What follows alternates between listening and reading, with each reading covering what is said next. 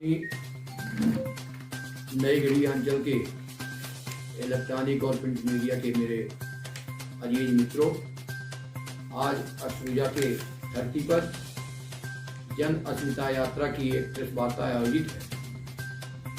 निश्चित ये सवाल आता है कि विंध्य प्रदेश बनना आवश्यक क्यों, गोबर प्लांट लगाना आवश्यक क्यों, सैनिक आयोग बनाना आवश्यक क्यों और नौजवान बेरोजगारों को काम दिलाना आवश्यक क्यों। एक प्रश्न है।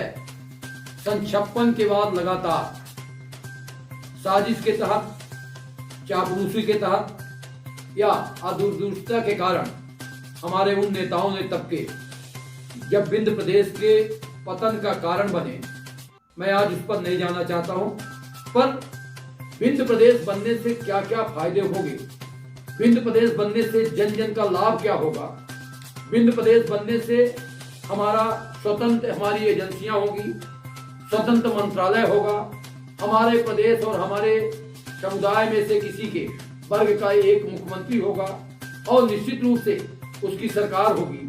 तब यहाँ राज्य के सभी प्रधान कार्यालय स्थापित होंगे और हमारी जितने भी औद्योगिक इकाइयां हैं, सिंगरौली से लेकर शहडोल से लेकर खनिज संपदा से लेकर वन संपदा से लेकर हीरा और जवाहरात से लेकर अब यहाँ तक कि सिंगरौली में सोने का भी भंडार खोजने में पता चला है। और 100 वर्षों तक अगर हम राज्य चलाने के लिए रेवेन्यू की बात करें तो अकेले हमारा सिंगरौली अंचल ही 100 वर्षों तक विंध्य प्रदेश चला सकता है। और जब प्रधान कार्यालय बनेंगे तो हमारा हाई कोर्ट भी बनेगा, हमारा रेवेन्यू का भी बड़ा भारी जो कोर्ट बनेगा, हमारा अगर राज्य बनता है तो नौजवानों को काम स्थानीय स्तर पर मिलेगा। इन तमाम बातों के लिए विंध्य प्रदेश जरूरी है। गोबर प्लांट लगाने से तहसीलवार 5 रुपए किलो गोबर अगर खरीदी जाएगा, सरकार खरीदेगी, प्लांट लगेगा तो 1490 लोगों को रोजगार तहसील स्तर पर अकेले मिलेंगे, क्योंकि उसमें अलग अलग रोजगार के सृजन होंगे। हम गोबर खरीदेंगे तो उसमें चरवाहा का भी काम है, टेक्निकल भी काम है, ड्राइवर का भी काम है, गाड़ी का भी काम है, बाबू का भी काम है, डॉक्टर का भी काम है, इंजीनियर का भी काम है और यहाँ तक कि ऑफिस के बियरर के तमाम लोगों का काम है। और इस तरह से हमारा अगरबत्ती बनेगा, हमारा पेंट बनेगा, हमारा डिस्टेम्पर बनेगा, हमारी फाइलें बनेगी, हमारा जैविक खाद बनेगा, हमारा तमाम। मैं अभी तक की यात्रा में रीवा, सीधी, सतना, शहडोल, उमरिया, अनूपपुर, पन्ना, यहाँ तक मेरी यात्रा पहुंची थी। कटनी का भी कुछ भाग हमने लिया है, क्योंकि जहाँ रिश्तेदारियाँ, बोली भाषा एक हो और जहाँ से निकट हो। तो अभी हमारी कल से यात्रा पन्ना, छतरपुर और टीकमगढ़ तक जा रही है और मैं कल सुबह 8 बजे रीवा से प्रस्थान करूँगा। 12 बजे मेरा पन्ना में प्रेस है और इसके बाद मैं पन्ना में कार्यकर्ताओं को, जो भी थोड़ा बहुत है, अभी कार्यकर्ता मेरे वहाँ बहुत अधिक नहीं है, सवर्ण समाज पार्टी वाले कार्यकर्ता और जनशक्ति वाले कार्यकर्ता, वही मेरे बेस हैं अभी।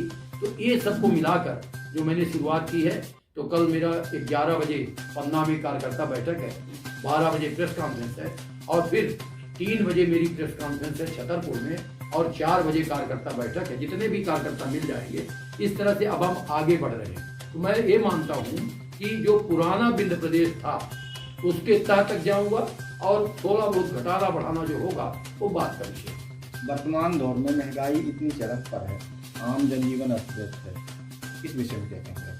इस विषय में जिम्मेदार है वोटर, सीधे वोटर जिम्मेदार है। ये महंगाई का जिम्मेदार वोटर है। इस देश में अगर वोट खत्म कर दीजिए सब ठीक हो जाएगा। इस देश में राष्ट्रपति शासन लगा दीजिए कुछ दिनों के लिए, तो नेताओं की चर्बी ढीली हो जाएगी। इस दिशा के जिम्मेदार मतदाता है। मतदाता ने यहाँ पर 12 बार इस प्रदेश का मुख्यमंत्री आए, माननीय शिवराज सिंह जी रेगांव में, वो विंध्य प्रदेश का असर है। 12 बार में जहां जहां वो गए वहां साफ करते चले गए। मेरा कहना है कि महंगाई का जिम्मेदार कोई और नहीं, महंगाई का जिम्मेदार मतदाता। अगर मतदाता जागरूक हो जाए कि हमारा हित कहाँ है, आधार कार्ड दो 5000 लो, आधार कार्ड दिखाओ 3000 लो, जब ये सिलसिला चालू हो जाएगा, अब वोट के समय, दान के समय आप बिक्री में दान दोगे तो दुर्दशा का शिकार आप ही होंगे, कोई दूसरा नहीं। इसलिए महंगाई एक बड़ा इशू है, आज जन जन में इशू है। मगर जो खैरात बट रही है, इसके सबसे बड़ा रोड़ा महंगाई का खैरात है। इसलिए खैरात कम करो, आत्मनिर्भर बनाओ, अपने आप को रोजगार सृजन करो कि खैरात बांटकर महंगाई बढ़ाई। कहाँ से महंगाई बढ़ती? इस सरकार के पास रेवेन्यू कहाँ से जाता है? उधर बांट दिया, अब फिर हमसे वसूलो। तो वसूलने वालों की संख्या कम है और पाने वालों की ज्यादा है। इस खैरात को जो सिस्टम है ये बंद हो जाए तो मैं समझता हूँ कि महंगाई अपने आप कम हो जाएगी। अभी विंध्य प्रदेश में एक सीट रैगांव का उपचुनाव हुआ विधानसभा का। वर्तमान जो प्रदेश में सरकार है बीजेपी की, उसकी करारी हार हुई, इसमें आपको क्या लगता है? आपको ध्यान होगा 3 महीना पहले एक समुदाय कि लगातार अब हम पूरे ब्लॉकों पर एक एक सभा करेंगे, जिसकी शुरुआत 15 तारीख को नई गढ़ी से हो रही है। हर मंडल पर हम एक सभा और बड़ी बड़ी सभा से मेरा मतलब कि मुझे घूमने के पास मेरे पास संसाधन नहीं है, मैं सरकार में नहीं हूँ, मेरे पास और कोई जैसे पूंजीपति नहीं जुड़े हैं, हमारे पास ऐसे जुड़े हैं जैसे देख रहे चेहरा, ये लड़ाकू लोग, इनको लेकर 1,000 2,000 की सभाएं हम पूरे 29 ब्लॉकों पर पहले करने जा रहे हैं।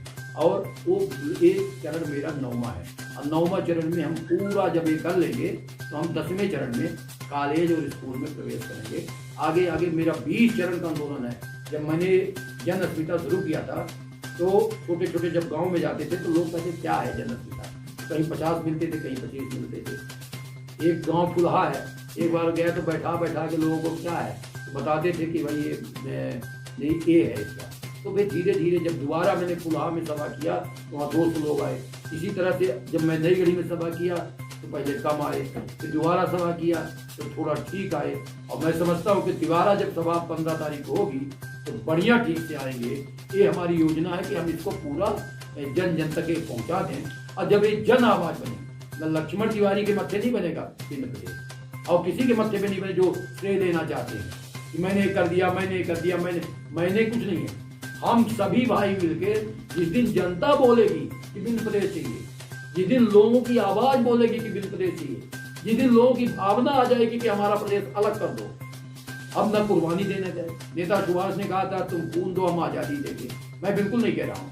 लोगों ने कहा था हमें अजीत चिंताली जैसे शहीदी दो हम विंध्य प्रदेश देंगे, बिल्कुल देने की जरूरत नहीं है। मैं कदापि इसके विरोध में हूँ। हम केवल जन आवाज बता रहे हैं कि आप साथ दो लक्ष्मण तिवारी का, और लक्ष्मण तिवारी उसके साथ ही विंध्य प्रदेश देंगे, ये हमारा नारा है। लक्ष्मण तिवारी की राजनीति 2023 में विधानसभा चुनाव मिले हैं, किस ओर जा रही है? नहीं, मैं शंकराचार्य नहीं हूँ। मैं राजनीति में मैं विधायक भी रहा हूँ, विधायक दल का नेता रहा हूँ, जो केवल अर्जुन सिंह जी और राहुल छोड़कर यहाँ कोई विधायक दल का नेता नहीं रहा। मैं उस पद पर भी रहा हूँ विधानसभा के अंदर। परंतु मैं ये कहना चाहता हूँ कि मैं कोई सन्यासी नहीं हूँ। ये मेरे मुद्दे रहेंगे, विद्वान रहेंगे, चाहे मैं जहाँ राजनीति करूँ। कोई जरूरी नहीं कि मैं भाजपा में करूँ, कांग्रेस में करूँ, कि फलाने दल में करूँ। मेरे को जिस स्तर से राजनीति करना होगा वो मैं करूँगा और मेरी तबीयत ठीक रही तो चुनाव भी लड़ूंगा। कोई मैं थोड़ी हूँ कि मैं कहूँ कि हाँ चुनाव नहीं लड़ूंगा, मैं समाज सेवा कैसे करूँगा? चुनाव लड़ूंगा तभी मैं समाज सेवा करूँगा। कहीं पर लड़ूंगा, कहीं पर लड़ाऊंगा, कहीं पर जीतूंगा, कहीं पर हराऊंगा। ये हमारी नीति रहेगी विंध्य प्रदेश में, ताकि इन लोगों को सबको समझ में आ जाए कि लक्ष्मण तिवारी भी एक पावर सेंटर है। आज न मेरे पास झंडा है, न मेरे पास डंडा है, न मेरे पास बैनर है, न मेरे पास दल है, न मेरे पास चुनाव चिन्ह है। मैं तो अकेला ही चलो से रास्ता शुरू किया हूँ और कर्म बन रहा है। देखते चलिए आगे क्या क्या होता है।